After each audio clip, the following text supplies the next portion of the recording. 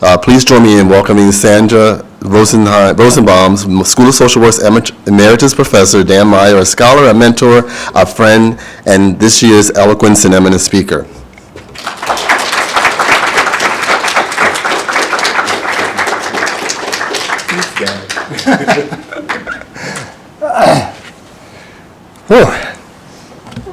Thank you, David. Great to see all of you.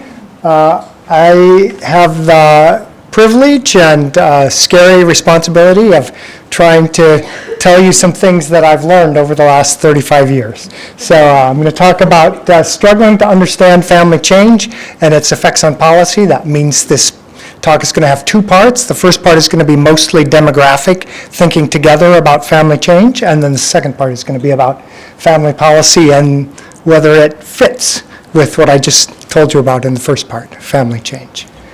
So I need to start with thanks. This is a talk about families, and so I owe thanks to my family who has supported me through this life journey. And families that I've learned from who've contributed data to the various projects that I've worked on. Thanks to the people who have given me resources and money over the years. I've been generously supported, mostly by the Wisconsin Department of Children and Families, and they require that I tell you that anything I say is not what they would have said in this talk. Thanks to the Institute on Aging, and I owe big thanks to mentors and colleagues and students. Some people fit all those categories.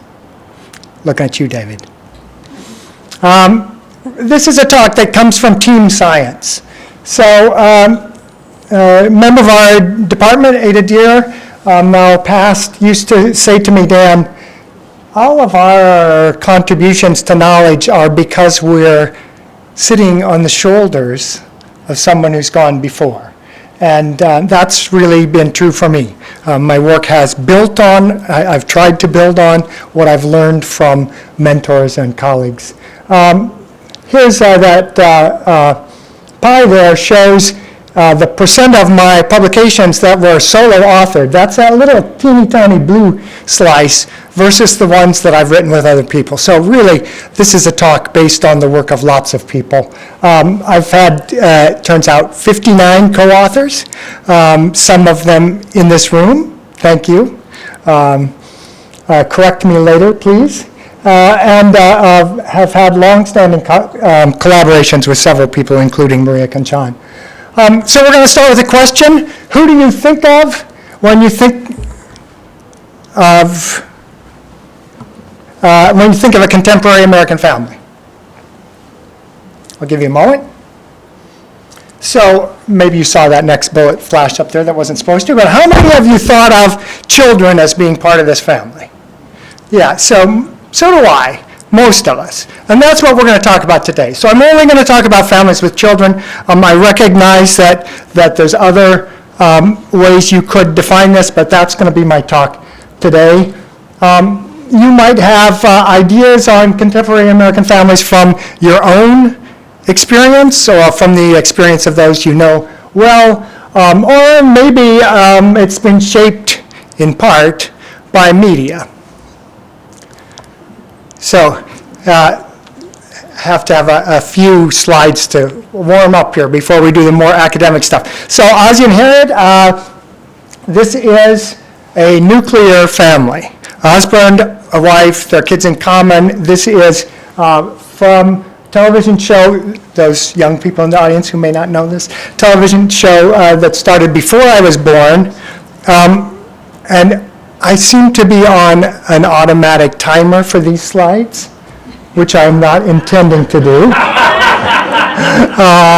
Maybe you could help with that?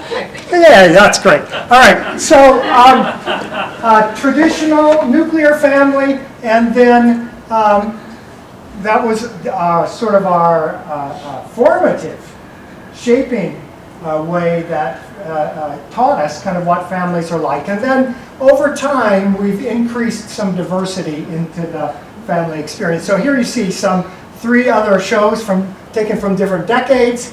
Here's a single parent family without a mom and extended.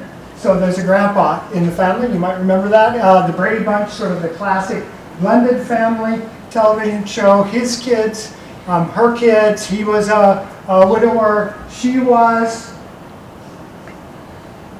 The creators of the show were making her a divorcee, and the producer said, no, that's too controversial, then we have to deal with this other person sometimes, so let's just leave it quiet. So you never knew over all their seasons how she got to be, how those kids appeared in her life. And then Modern Family, a more current version of family that includes a same-sex couple, it includes a blended family, it includes a nuclear family. We're beginning to see in the media a much wider lens of what family might mean. Yeah. There's a preview of coming attractions. Thank you. Sure. I could have tried to paste what I was saying to keep up with the slides, but I don't know how that would have worked. So more diversity, but I think there's still an enduring image for many of us of the wife, the husband, the kids in common. All right, so as I previewed, here's what I'm going to talk about. I'm going to talk about family change in the U.S. and a little bit around the world. We're going to primarily talk about children not living with both parents, so children whose parents have separated or who came into the world when their parents were not together. And then we're going to talk about two areas where I've done some contributions and given some thought. The first one is multiple partner fertility, so this is people who've had children with more than one partner. And then the next one is shared parenting after separation. So after parents split, where does the child live? Increasingly, the answer, not to give away the bottom line here, but it is alternating with both parents. So a whole lot of things I'm not talking about, but I could. So here's a list. I could have kept going for the rest of that page. I'm really going to try to focus just on a few parts of contemporary family life. As a result, there's a lot of things I have to cut from this talk. I'm not going to talk about race hardly at all. That's a glaring omission.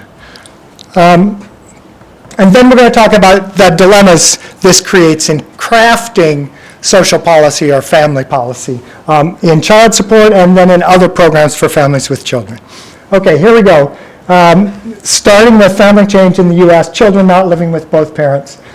Here's the living arrangements of U.S. children starting in 1960. The orange line is what we're going to focus on. Those are kids living with one parent. The blue line is kids living with what the Census Bureau called two parents, but here this includes both biological parents and step-parents. So some of these kids have seen their parents separate or divorce. So the green line at the bottom is kids who don't live with any parents, some of them living with their grandparents or other kin, some not at all. So the orange line shows the families we're going to talk about, single parent families, kids living or with one parent. I got my PhD in 1990, before some of you were born, maybe.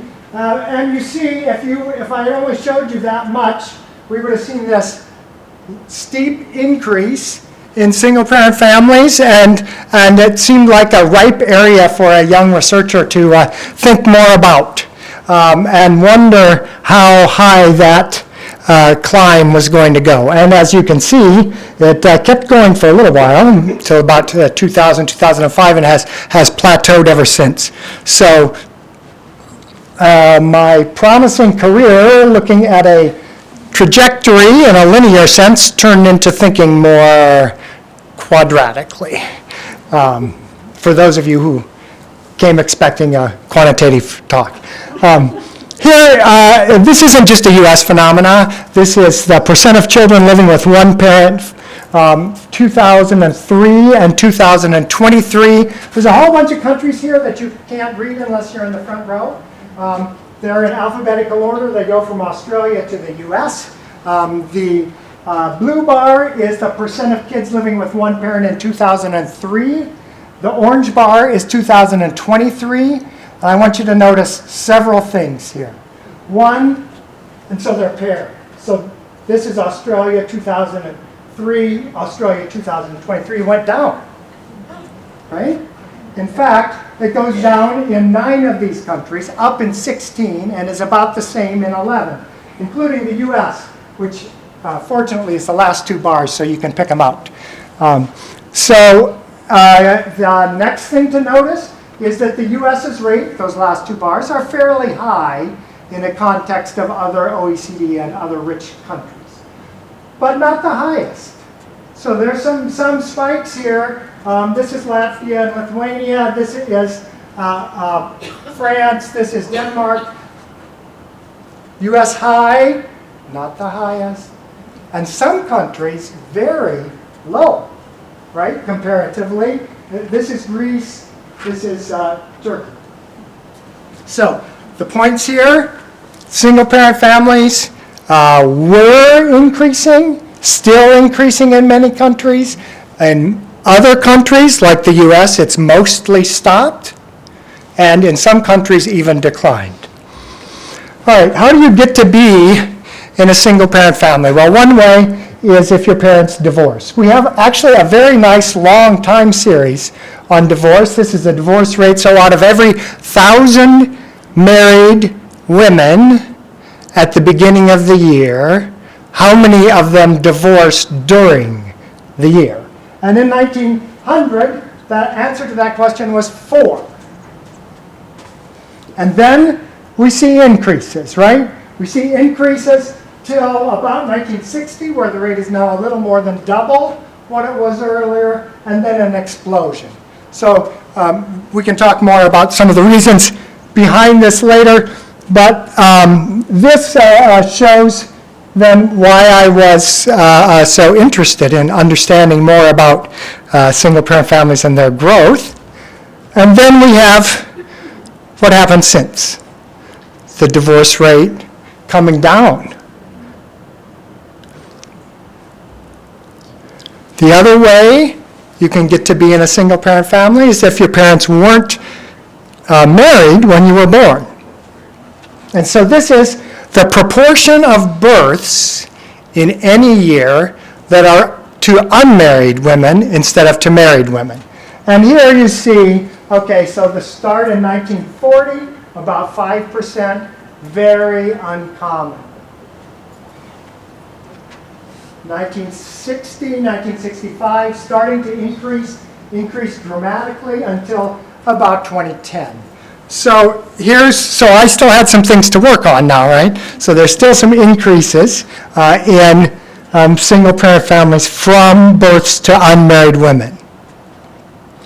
There's a bunch of demographers in the crowd, and they know which slide is coming next. This happens to be a slide based on Betty Thompson's work, who is here. Thank you, Betty, for contributing to my knowledge and to this talk. So this says, okay, some of those kids born to unmarried parents, their parents are actually living together, cohabiting. They're just not married. And so in the last slide, they were counted as births to unmarried women. And now we're going to see what the difference is if you separate those two groups. And so the orange part of the bar is births to couples that are not living together. And then the blue part of the bar is the proportion of births that are to couples living together but not married. And so these are different countries. Now, fortunately, I made the country names bigger this time. So you can see the US there. And you see that some countries, the proportion of births to unmarried women is actually quite high. It's not just the US. The US isn't the highest. Sweden, they're half the births. So these are now somewhat dated. The numbers in every country are higher now. But one thing that's a little unusual about the US is how high the orange bar is. See that? So the US, these births to unmarried women, a larger share of them is to couples who don't live together. So here we have, the U.S. is unusual now in a couple ways, but this is one of them. Births to couples not living together. births to couples living together but not married are less stable in the U.S. than elsewhere. This is from another paper. It's a good thing Betty's here because I get to give her several shout-outs.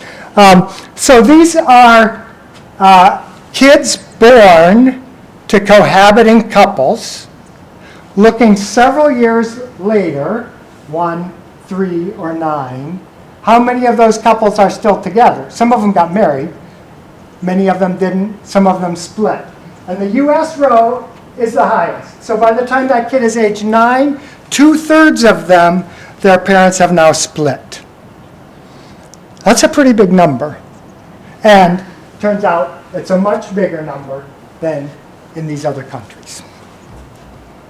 Okay, so that's a little bit about children living with single parents. The takeaways here are initially growing, flattened, much of it not from divorce, but from couples who aren't married. Many of those are cohabiting. Some of them never lived together. Bottom line, lots of kids whose parents have split and who are no longer living with both of their bio parents at age 10.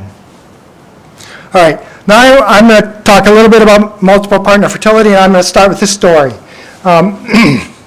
So a long time ago, Maria Kanchan and I and a bunch of other people, some of them in the audience, were commissioned by the state of Wisconsin to evaluate a welfare reform.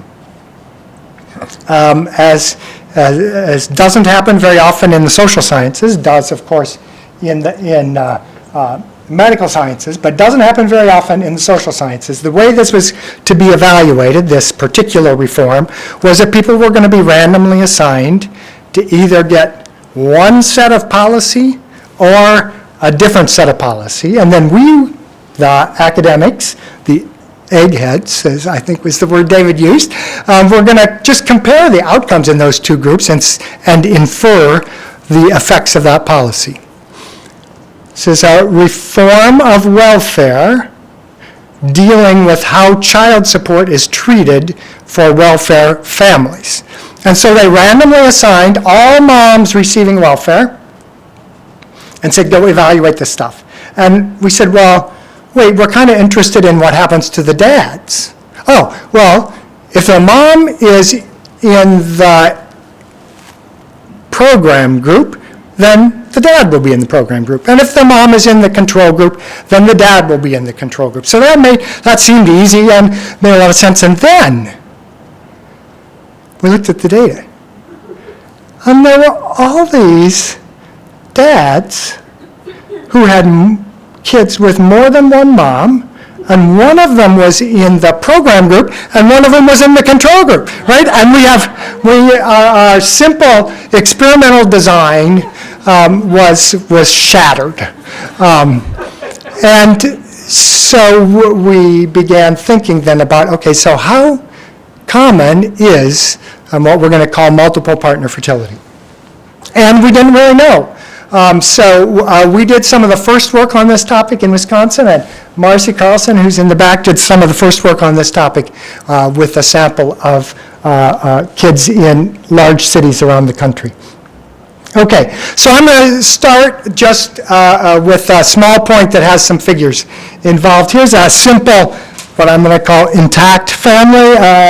Dad, a mom, 2 kids in common. This is Ozzie and Harriet, by the way, you just can't tell. And then what happens if dad leaves and the kids live with mom, as they often did? So just counting here. Now we got 1 dad, 1 mom, we got 2 kids. Each of these 2 kids has 1 sibling, a full sibling, in that they have the same mom and the same dad.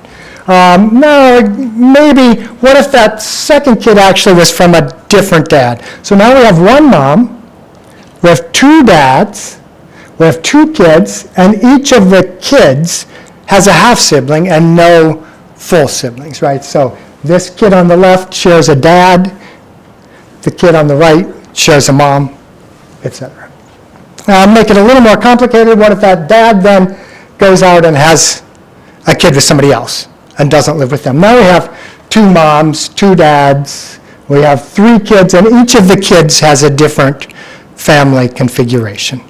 Okay, this is all set up for what's going to happen next. But the important point here for now is that the measures of how common this is depends on whether you count moms or dads or kids, because you'll get different answers.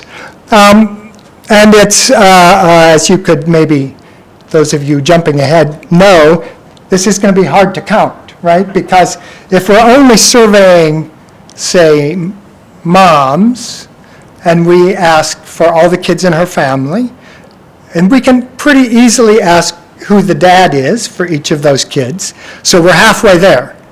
But if we're really interested in this full picture of complexity, we would like to know whether the dad of one of her kids also has kids with somebody else. And she may not know that, right?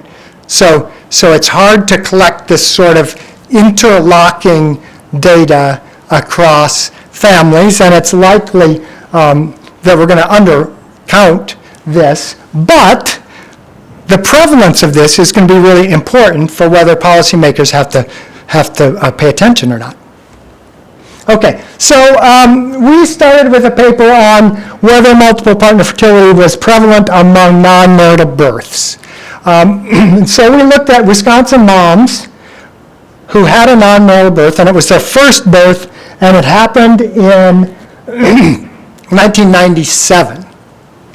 And instead of asking moms about their kids and their kids' dads and their kids' dads' other moms and their other kids, we used administrative records, because the administrative records of the child support system contain almost all non-marital births in Wisconsin. So we're going to start with 8,000 non-marital births in 1997, and we're just going to follow these kids over their next 10 years and see how complicated their lives get. And here's the answer. This is going from birth up to age 10, going this way.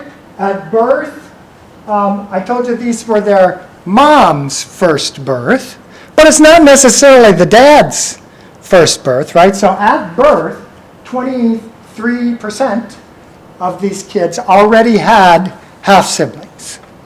That's the blue bar. Those are half-siblings on the dad's side. And everybody else, the yellow, is no siblings by construction, because that's who we picked for our sample.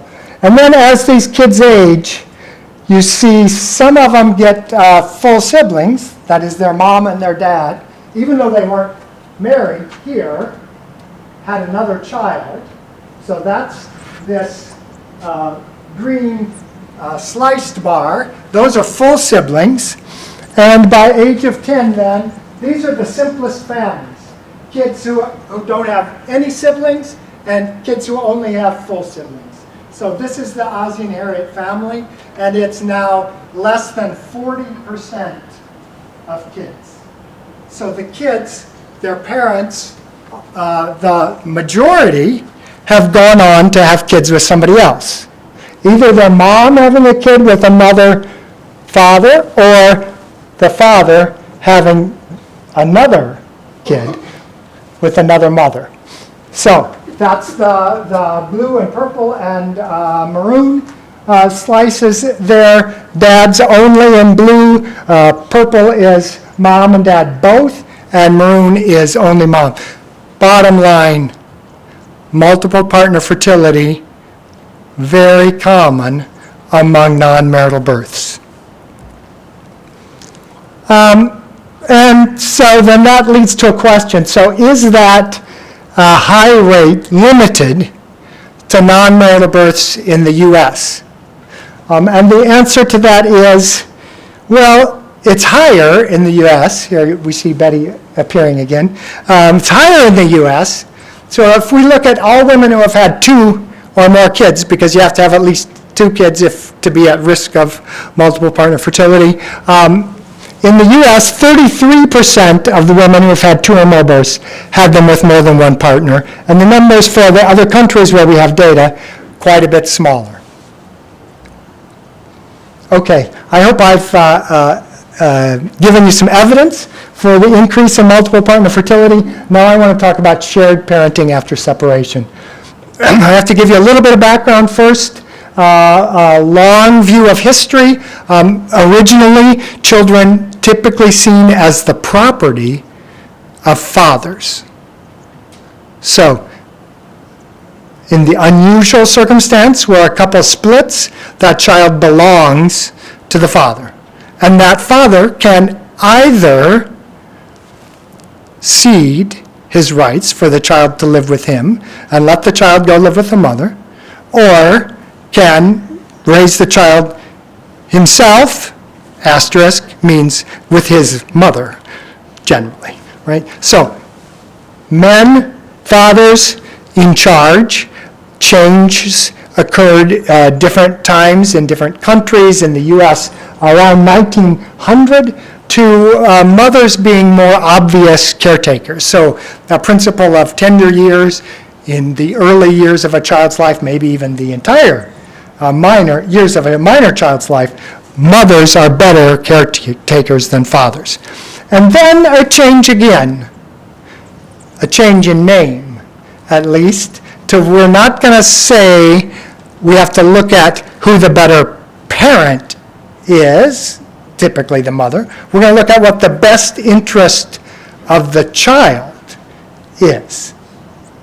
Now, I say in name only because it ended up that mostly kids lived with their mothers anyway. That's what they thought was the best interests. But it was a change in policy.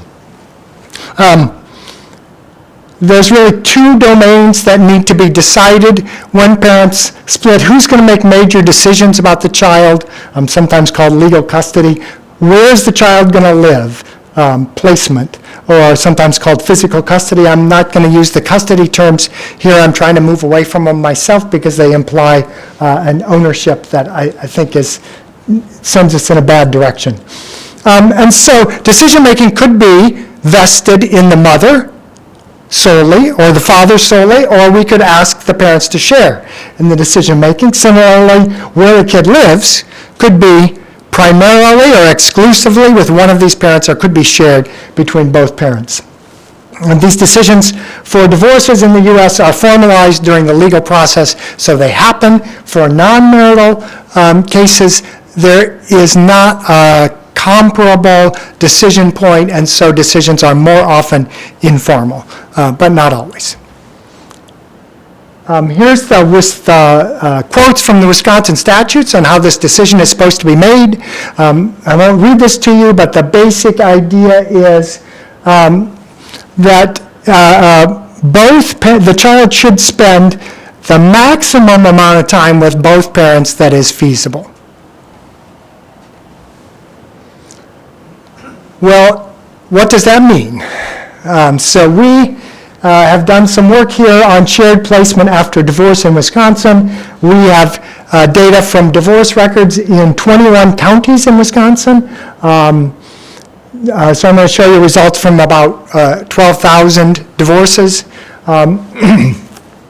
There's 5 things that can happen here in terms of the placement where the child lives, primarily with the mother, so I'm going to call that sole mother. That's with the mother 76 to 100% of the time, so almost all with the mother. There's a corresponding father sole, that's if he has the kid, 75% of the time. And then there's a couple categories in between. Sometimes these are differentiated, sometimes not. This is, a 50-50 arrangement. Half the time with mom, half the time with dad. Lots of ways you could work that out, but I'm going to call that equal share. And then there's substantial time, so sharing but not equal, so unequal shared. So you live with one parent 51 to 75% of the time. The other parent 25 to 49% of the time. So substantial time but not equal.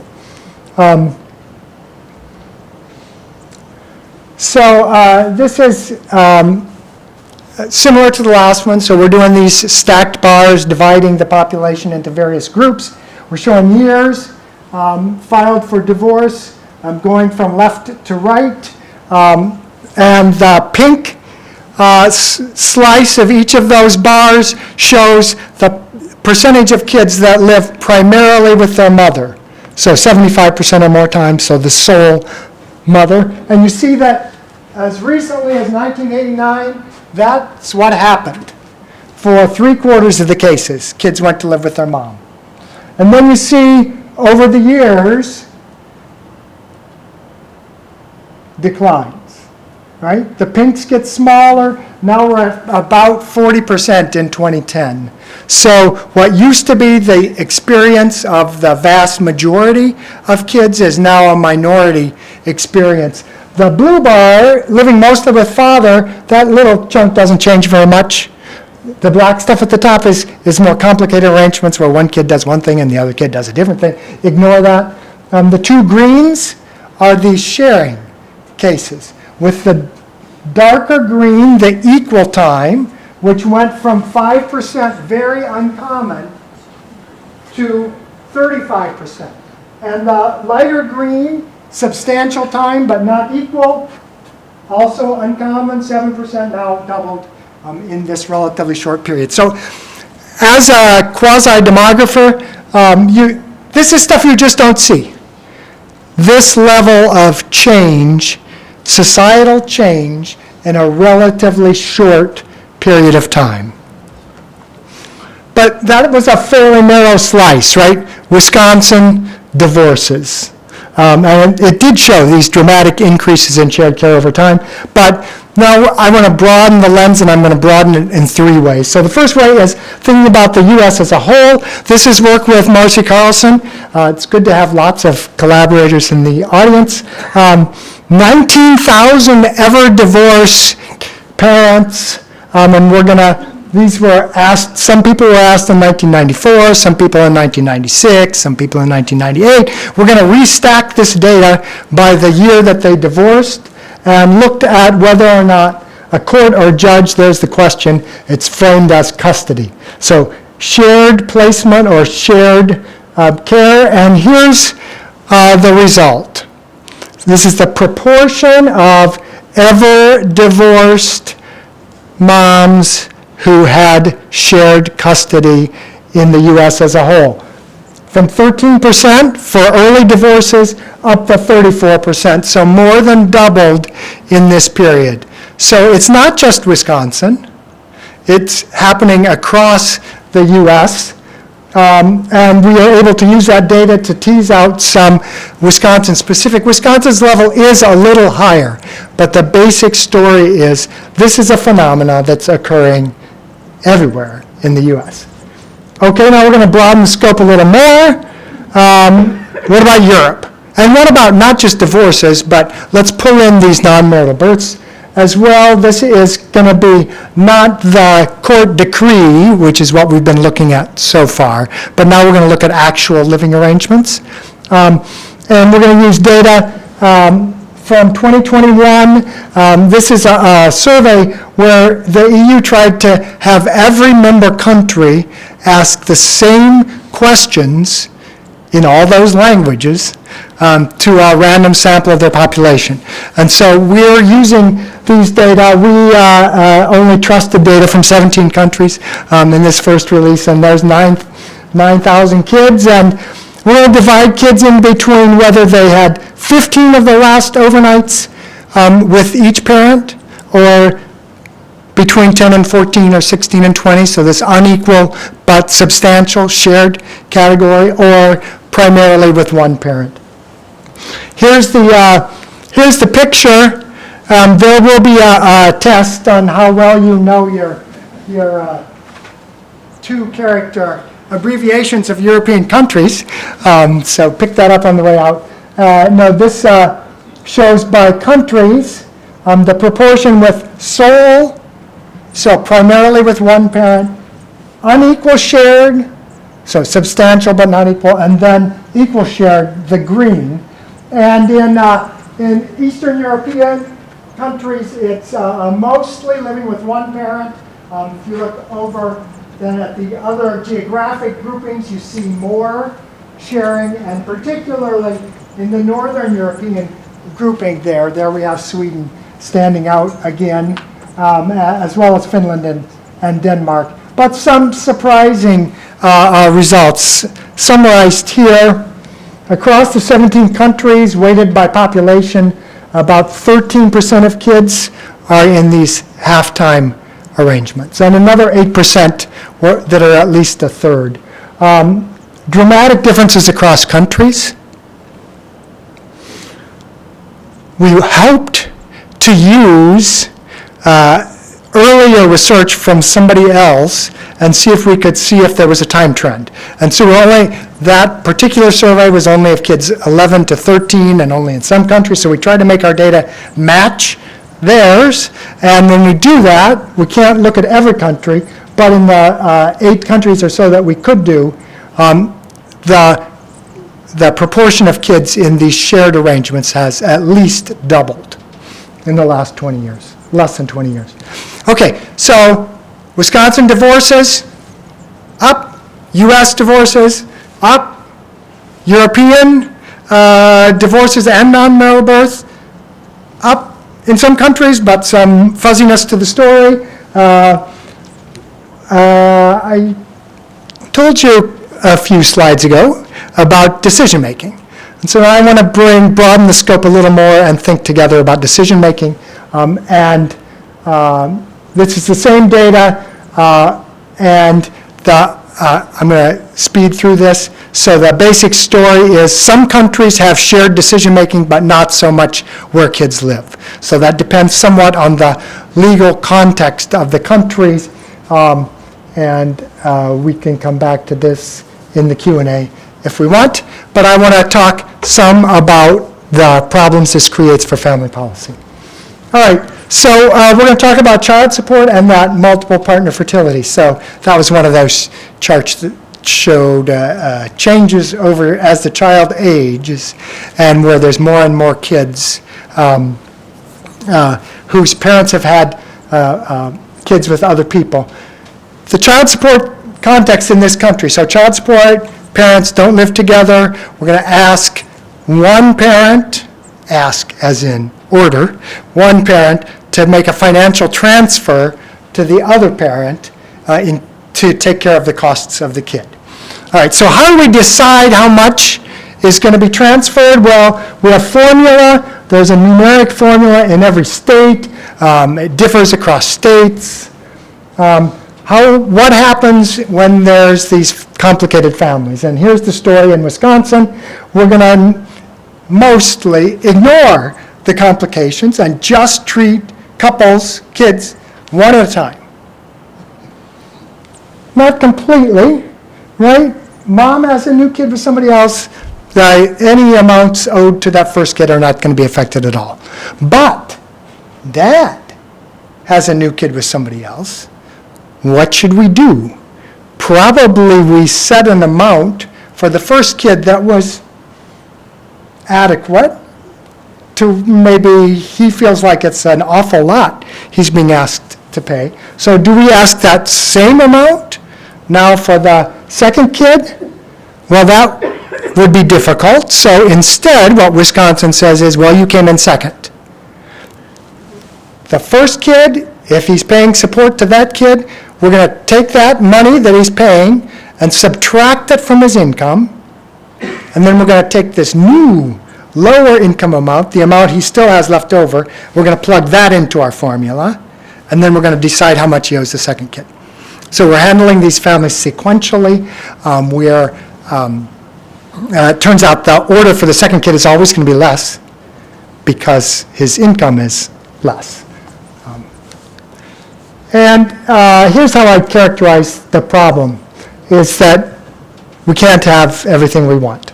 And maybe, in fact, we could have taken child support out of that title and just said the problem for policy is that we can't have everything we want. I think what we want is we want to treat kids equally. So why should this kid in the second family get less than the kid in the first family? But if we do treat them equally, it gives us bad choices.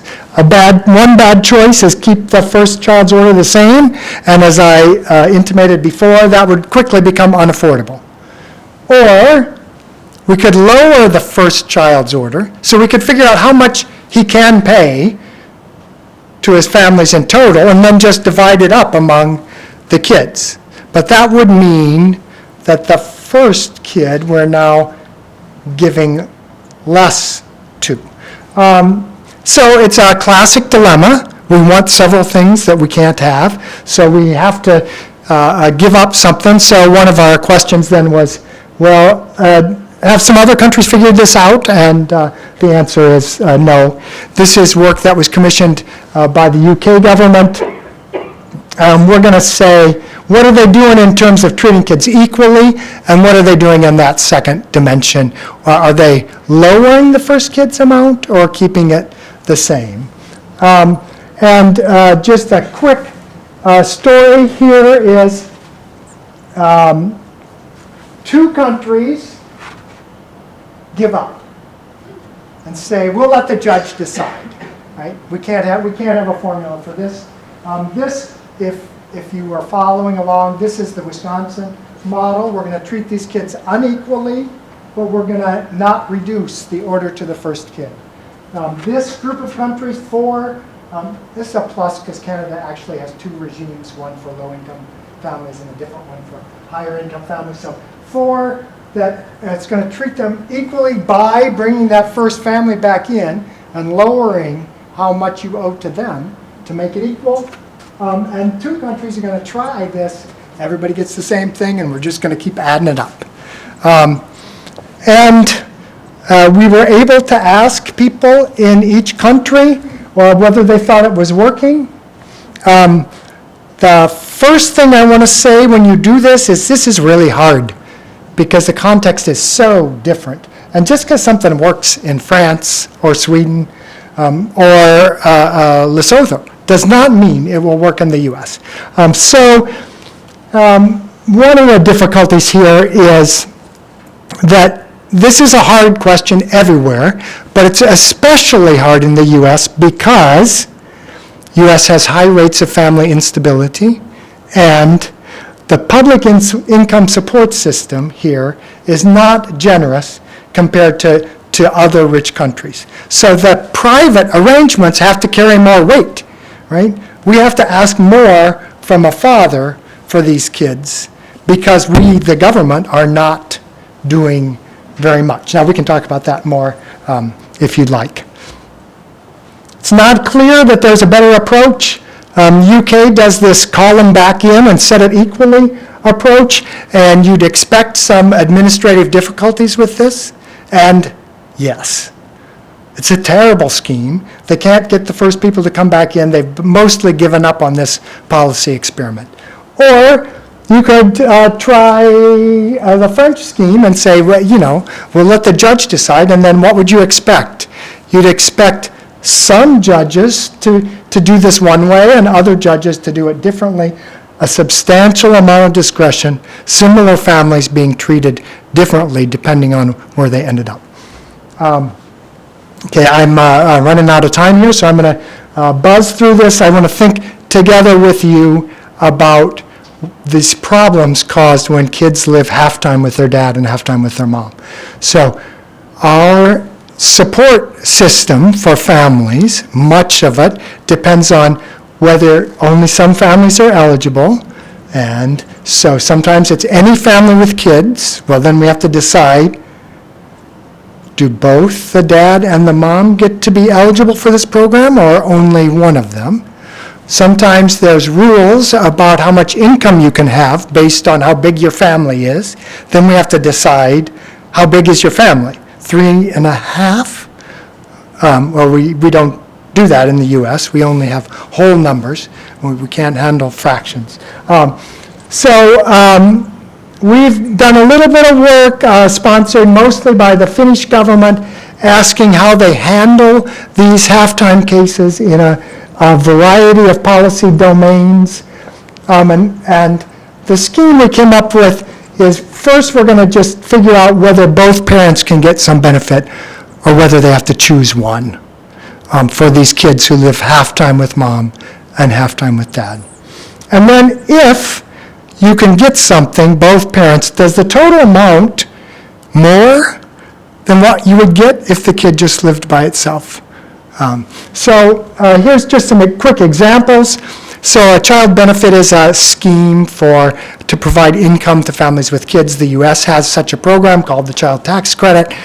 We have to figure out what are we going to do with these kids who live half time with mom and half time with dad. We have a complicated set of rules. Basically, only one family gets to claim them. So you have to alternate whose tax year it is, or we're asking parents, many of whom have had some tension in their relationship, to cooperate on finances, which seems like a bad idea to me. Housing is a place where it turns out, so I don't have time to talk much about housing assistance. The housing assistance in the U.S.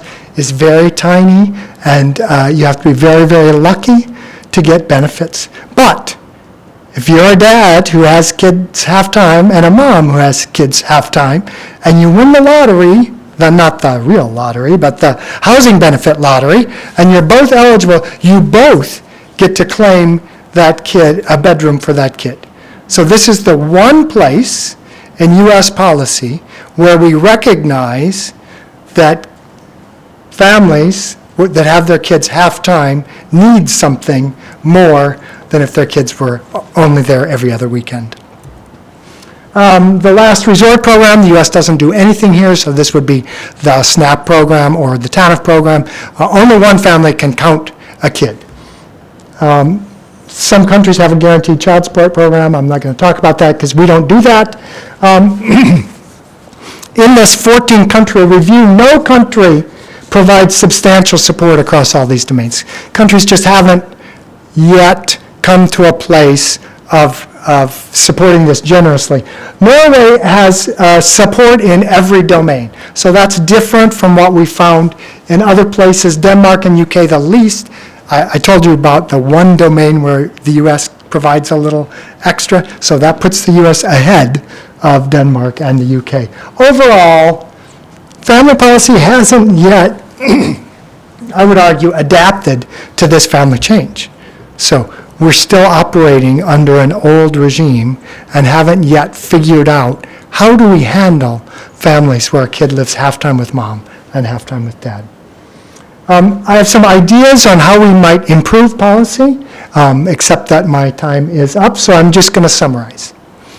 I hope I've given you a little window into ways that families have changed over time in the U.S. and around the world. These are the things we've talked about. The things I've spent the most time on are the contribution areas where I've written the most stuff. Diversity due to multiple partner fertility and diversity due to children's living arrangements post-separation. So both of these are sort of emerging, or at least our knowledge of them is emerging, and they're things that create difficulties in the policy regime.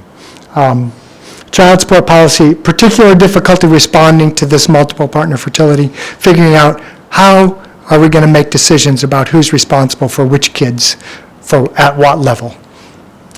And some policies take shared placement into account, but many do not. I think we're still at the beginning stages of trying to figure out how to handle this kind of new family complexity. This is hard. I tried to give you a little bit of insight into that. Some of it's hard because there's conflicting principles, and we would like different things and can't actually have them all. I would argue we need to think about outcomes from different perspectives here. Much of the policy work is focused on adults. I would like to nudge us to think about this from the perspective of children to the extent we can.